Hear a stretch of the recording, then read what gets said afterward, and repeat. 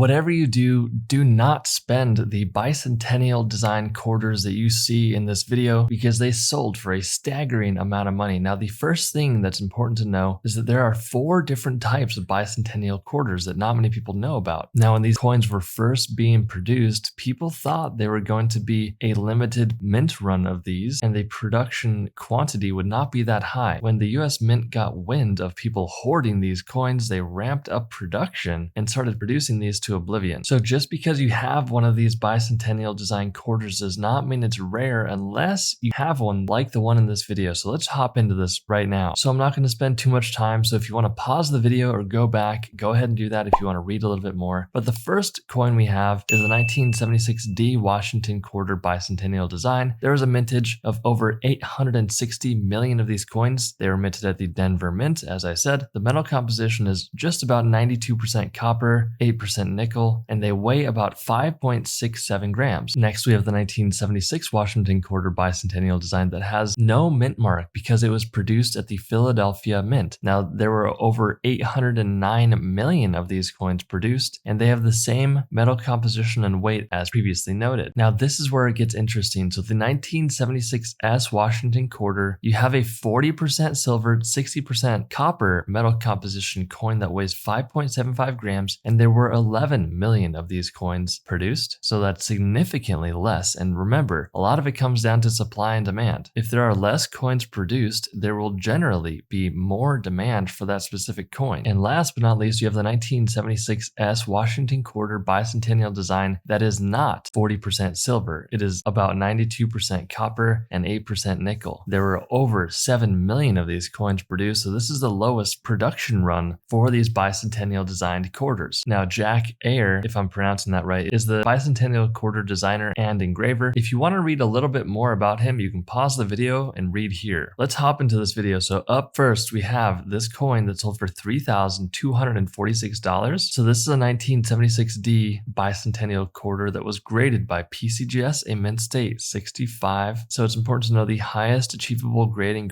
is 70. This one's 5 points away. And the main reason why this coin sold for so much money is because this is a doubled die obverse coin that was designated as an FS101. FS101 pretty much describes the type of doubling. It has specific double die runs will be designated by variety experts, and this one was designated as the FS101. So what is a double die obverse? Essentially, obverse is the front of the coin, reverse is the back of the coin. Now, when they're producing these coins, sometimes there will be a manufacturing error that occurs where doubling will happen on the coin. Typically, you'll see it on the lettering, like on this example, you see it at Liberty at the top, In God We Trust at the bottom left there, and then the date at the bottom. You're going to see a little bit of doubling happening. You can also see that sometimes on the mint mark. You're going to need some sort of magnification to see what's happening here. So keep your eyes peeled for any coin that has doubling on the front or the back, because this coin sold for $3,246. This coin sold for $19,200, and here's why. So this is a 1976S 25-cent silver quarter graded by PCGS, a mint state 69. So this coin bugs me a little bit because if you flip the coin over and look in the back right, you're going to see a little bit of discoloration happening there. Now that could be caused by a multitude of things. It could be caused by a little bit of material in the metal of the coin causing it to discolor, or it could have been an area that was cleaned up and then later the air oxidized a little bit and changed the color. Either way, it takes a little bit away from the eye appeal of the coin, but it still, regardless of that, was able to achieve the 69 grade, which is only 1 point away from the perfect grade of 70. And remember, this is the silver composition coin, so this is not your typical clad coin. Typically, the higher the grade on these coins and the less of them that are graded, the better. For example, when this coin sold, there were only 3 other examples in the 69 grade and 0 of them were finer than this. So this is the top population for this coin. If you enjoyed this video, smash that like button and I'll see you in the next one.